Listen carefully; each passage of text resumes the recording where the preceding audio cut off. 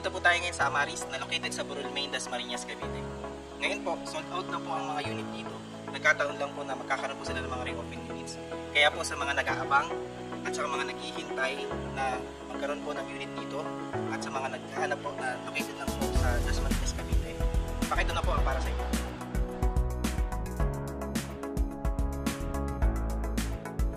Meron po silang isang model unit dito sa Amaris, ang Eliana.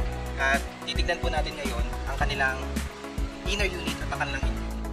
Ang inner unit po natin dito sa Amaris, ang Eliana model, ay meron po lot area na 50 square meter at floor area na 46 square meter.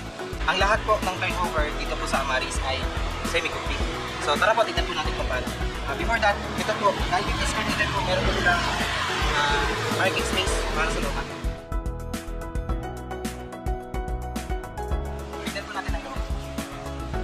Ayan, pagpasok po natin, bumag po sa akin ang kanilang living area, may space para sa kitchen. Ang kanilang sink ay nakabalik lang po, ito na po yung speaker po nila, pero po pabalik sila.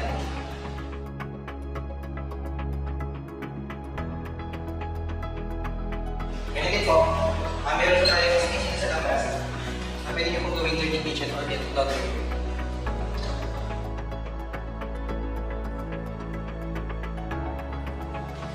Sa bathroom, ito po ang kanilang room. Nakatiles na rin po at fully painted po.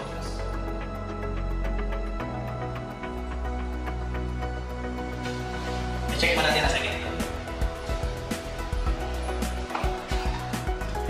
Dito po sa second floor, ito po ay provision for 2 bedrooms. Pero mapansin nyo rin po na fully painted na po ang kanilang walls at meron na po itong sea. So, kayo lang po nag-design ng pagkakalis na ito niya ng mga division. And ito lang po sa ito. Tignan naman po natin ang kanilang end unit. Tara! Ngayon, tignan naman po natin ang kanilang end unit. Ang end unit po ng Eliana ay meron pong floor area din po na 46 square meter. Nagkakatalo lang po sila sa lot area. Ang lot area po kasi dito ay medyo mas malaki. Nasa 70 square meter. Yan, tignan po natin, papansin po natin. Ito po yung space yun.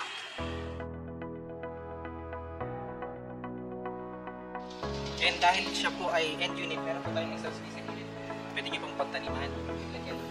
Pwede nyo pong pag-expandan. Kung meron po kang budget sa pwede. Ikutin po muna natin yung labas.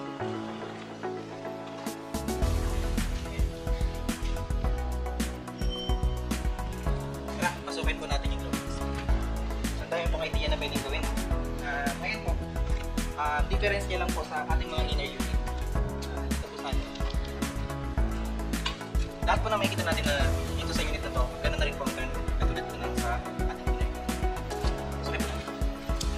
So, ang difference niya lang po, meron po siya pinalagay sa unit because gusto niya po yung space po sa unit and then unlike po sa ating inner unit na naka-cemented po.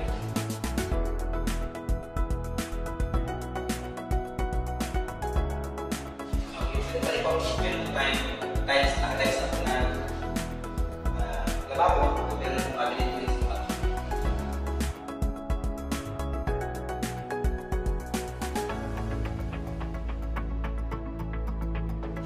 Kailangan ko dito. Yung kailangan dito ay ngayon sa dito.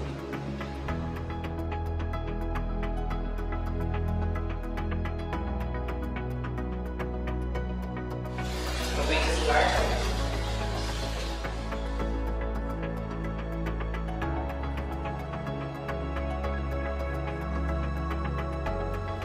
Ganun din, kapitin mo natin ang talas.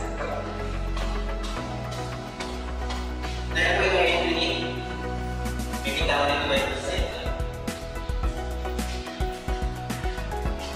So, most likely ganda lang na sa mga inay. Sa mga nag-aabang po ng Amaris at sa mga naghahanap po ng bahay dito po banda sa Dasma, baka ito na po ang price range po ng unit dito ay nagkakahalaga po ng 2.6 more or less. And depende po sa location ng inyong unit na makukuha at depende po sa laki ng lote na inyo. Yan po ay para sa inyo. Ngayon din po dun sa ating mga end unit, nagkakahalaga po siya ng 3 million more or less. And depende rin po sa laki ng lote at depende po sa location kung nasan. Sa mga interested po, pwede na po kayo magpasa sa amin ng mga requirements. It is yung 2 valid IDs po ninyo, proof of income which is yung COEC or yung inyong payslip po, and then yung proof of bill. And you can contact us sa number na makikita nyo po sa baba. Maraming salamat po sa panonood.